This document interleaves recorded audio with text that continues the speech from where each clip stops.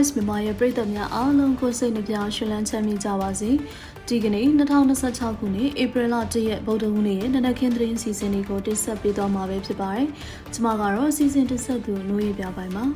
ຫນွေဦးတော်လန်ရေးအရှိန်အဟုန်မြင့်တင်ပြီးအမြန်ဆုံးအောင်ပွဲရယူနိုင်ဖို့အတွက်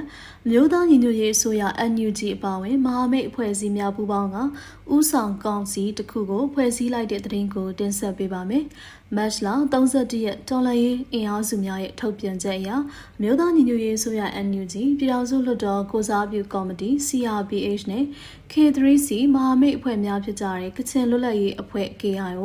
ကရင်မျိုးသားစီယုံ KNUကရဏီအမျိုးသားတိုးတက်ရေးပါတီ KNPP ချင်းမျိုးသားတပ်ဦး CNF တို့ပူးပေါင်းကပြီးခဲ့တဲ့မတ်လ30ရက်ညပိုင်းမှာ Federal Democracy ပြည်ထောင်စုပေါ်ထွန်းရေးဦးဆောင်ကောင်စီ SCEF ကိုတရားဝင်ဖွဲ့စည်းလိုက်တာပဲဖြစ်ပါတယ်။အဆိုပါဦးဆောင်ကောင်စီ SCEF ဖွဲ့စည်းခြင်းဟာ Federal Democracy ပြည်ထောင်စုတည်ဆောက်ရေးအတွက်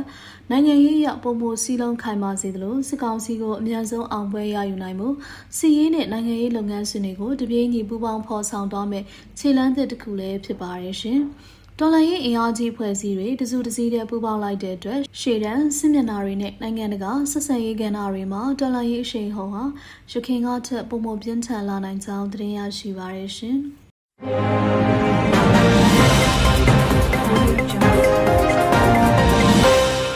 အကြမ်းဖက်စစ်ကောင်ဆောင်မင်းအောင်လှိုင်ဟာ၎င်းစိတ်ကြိုက်ဖန်တီးထားတဲ့2025အကျုအယောင်ရွေးကောက်ပွဲရလဒ်ကတစဉ်သမရနေရာကိုရယူဖို့အတွက်အနည်းဆက်ဆုံးရောက်ရှိလာခဲ့တဲ့သတင်းကိုတင်ဆက်ပေးပါမယ်။မတ်လ31ရက်နေ့မှာပြုလုပ်ခဲ့တဲ့စစ်ကောင်စီရဲ့အကျုအယောင်ပြည်သူ့လွှတ်တော်အစုအဖွဲ့အစည်းအဝေးမှာမင်းအောင်လှိုင်ကိုဒုတိယသမရအဖြစ်အမည်စည်းတင်သွင်းပြီးအတည်ပြုခဲ့ကြတာပဲဖြစ်ပါတယ်။၎င်းနဲ့အတူဒုတိယသမရအများအဖြစ်ရွေးချယ်ခံရသူတွေမှာစစ်ကောင်းဆောင်ရဲ့လက်ဝေခံတပည့်ရင်းနေတာဖြစ်ပါတယ်။တမတော်သားကိုယ်စားလှယ်အစုအဖွဲ့ကနေဒုတိယသမရ1အဖြစ်တင်သွင်းခံရသူမှာစစ်ကောင်းဆောင်ရဲ့လူယုံတော်ဗိုလ်ချုပ်ကြီးဟောင်းညိုစောဖြစ်ပါတယ်။၎င်းဟာစစ်ကောင်စီအဖွဲ့ဝင် MEC နဲ့အင်ဝဘန်ဥက္ကဋ္ဌတာဝန်တွေအပြင်ရုရှားကနေ73စီဝယ်ယူရေးကိုပါအထူးကင်တွယ်ခဲ့သူလည်းဖြစ်ပါတယ်။အမျိုးသားလွှတ်တော်အစုအဖွဲ့ကနေဒုတိယသမရ2အဖြစ်တင်သွင်းခံရသူမှာတော့ကြံ့ခိုင်ရေးပါတီရဲ့ကရင်ပြည်နယ်ဥက္ကဋ္ဌ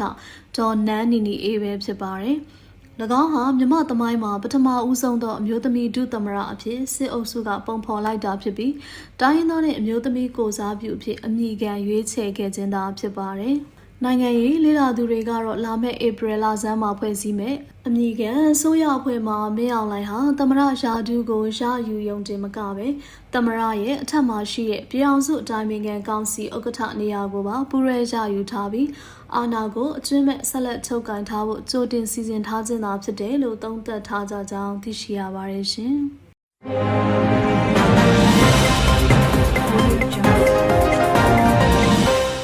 စစ်ကောင်စီတပ်စခန်းတွေကိုထိရောက်စွာတိုက်ခိုက်နိုင်ဖို့ဝရစိန် PDF အဖွဲ့တွေကဦးဆောင်ပြီးအစစ်မြစ် drone တင်တဲ့တစ်ခုကိုအောင်မြင်စွာပို့ချနိုင်ခဲ့တဲ့သတင်းကိုတင်ဆက်ပေးပါမယ်။မတ်လ31ရက်နေ့ဝရစိန် PDF တပ်ဖွဲ့ရဲ့ထုတ်ပြန်ချက်အရလွတ်မြောက်နေမြေတနေရာမှာပြီးခဲ့တဲ့ဖေဖော်ဝါရီလကစတင်ပြီးနှစ်လကြာဖွင့်လှစ်ခဲ့တဲ့အစစ်မြစ် drone တင်တဲ့ဆင်းပွဲကိုမတ်လ29ရက်နေ့မှာကျင်းပခဲ့တာပဲဖြစ်ပါတယ်။အဆိုပါတင်နန်းမှာဒရုန်းတပ်ဆင်ခြင်းပြုပြင်ထိမ့်သိမ့်ခြင်းထိန်းချောင်းမောင်းနှင်ခြင်းအစရှိသည်တို့အပြင်ရန်သူအတားအဆီးတွေကိုပါကြော်ဖြတ်ပြီးပြစ်မှတ်ကိုထိရောက်စွာတိုက်ခိုက်နိုင်မဲ့နည်းလမ်းတွေကိုပါစနစ်တကျတင်ကြားပို့ချခဲ့တာပဲဖြစ်ပါတယ်။ဝရစိန် PDF တရင်မှုရဲဘော်စစ်နိုင်ကအတိကတော့ရန်သူစစ်ကောင်စီတပ်စခန်းတွေစီကိုထိထိရောက်ရောက်ချေမှုန်းနိုင်ဖို့နဲ့မဟာမိတ်တပ်ဖွဲ့ဝင်တွေစီမှာ drone တပ်ဖွဲ့ဝင်တွေအင်အားကောင်းလာစေဖို့အတွက်ရည်ရွယ်ပါတယ်လို့ AR Time ကိုပြောကြားထားပါတယ်။အဆိုပါတင်နန်းကိုဝရစိန် PDF တပ်ဖွဲ့ဝင်တွေအပြင် Local Local PDF AR ပြည်နယ်ကာဝေးရေးတပ်ဖွဲ့ ASDF နဲ့ပြည်သူ့တော်လှန်ရေးအင်အားစု PRF တပ်ဖွဲ့ဝင်တွေကလည်းတက်ရောက်သင်ယူခဲ့တာကြောင့်ရှေ့တန်းစစ်မျက်နှာတွေမှာ drone စစ်စင်ရေးတွေပုံမအားကောင်းလာနိုင်ကြောင်းသတင်းရရှိပါရရှင်။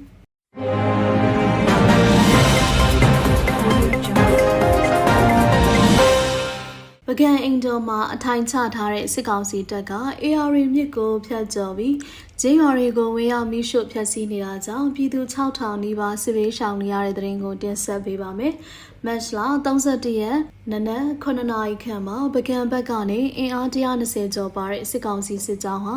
ဆက်လီလေးစီးနဲ့ AR မြစ်ကိုဖျက်ကူးလာခဲ့ပြီးပခုတ်ကူမြို့နယ်မြို့ဆိုးကျေးရွာအုပ်စုအတွင်းကချမ်းကြီးရွာနဲ့ငွေတောင်ရွာတို့ကိုတနက်များရန်တမ်းပစ်ဖောက်ခါဝင်ရောက်စီးနင်းခဲ့တာပဲဖြစ်ပါတယ်။ဒေသခံတွေရဲ့ပြောပြချက်အရအဆိုပါစစ်ကြောင်းဟာချမ်းကြီးရွာအတွင်းရှိနေအိမ်တွေကိုဒီကနေ့နနက်ပိုင်းကနေမွန်တက်ချိန်အထိ3ချိန်ထပ်မံစနစ်တကျမီးရှို့ဖျက်ဆီးခဲ့တယ်လို့သိရှိရပါတယ်။စစ်ကောင်စီတပ်ရဲ့အကြမ်းဖက်စီးနင်းမှုတွေကြောင့်မြို့ဆိုးပေါတော်ကန်ကြီးစုအိုင်ကြီးကျေးရွာတွေနဲ့စက်ရုံနယ်မြေအတွင်းကရက်ကွက်များ EPC ဝန်ထမ်းအိမ်ယာများကပြည်သူ9000ကျော်ကနေ6000နီးပါးခန့်ဟာပြင်းထန်တဲ့နှွေးပူပူနေရှိန်အောက်မှာ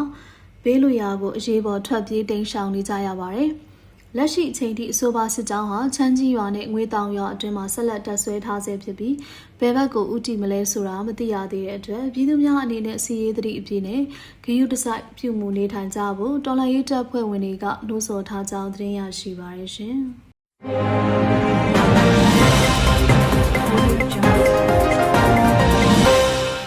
73စီရှားပါမှုကြောင့်တောင်သူတွေဟာအုပ်ချုပ်ရေးမှုထောက်ခံစာအပြင်ရေတင်ဆက်တွေကိုပါစီဆိုင်ရှိအထိသယ်ဆောင်တန်းစီပြီးစီဝယ်ယူနေရတဲ့သတင်းကိုတင်ဆက်ပေးပါမယ်။ပေါင်မြို့နယ်ရှိဒေသခံတောင်သူတွေရဲ့ပြောပြချက်အရ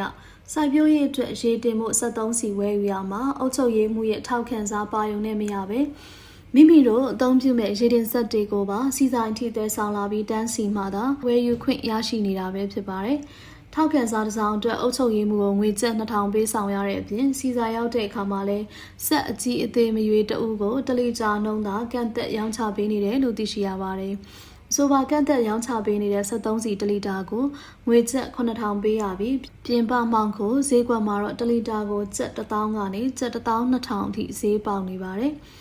အီရန်စစ်ပွဲကြောင့်ကမ္ဘာတဝန်း73စီအခက်အခဲကြုံလာရချိန်မှာစစ်ကောင်စီရဲ့မကြာခဏပြောင်းလဲနေတဲ့မူဝါဒတွေလက်ပေးလက်ယူမှုတွေနဲ့အကန့်အသတ်နဲ့သာရောင်းချနေမှုတွေကြောင့်တောင်သူတွေဟာစိုက်ပျိုးသီးနှံတွေရေးသွင်းမရပဲပျက်စီးမဲ့အန္တရာယ်နဲ့ရင်ဆိုင်နေရကြောင်းသတင်းရရှိပါရရှင်။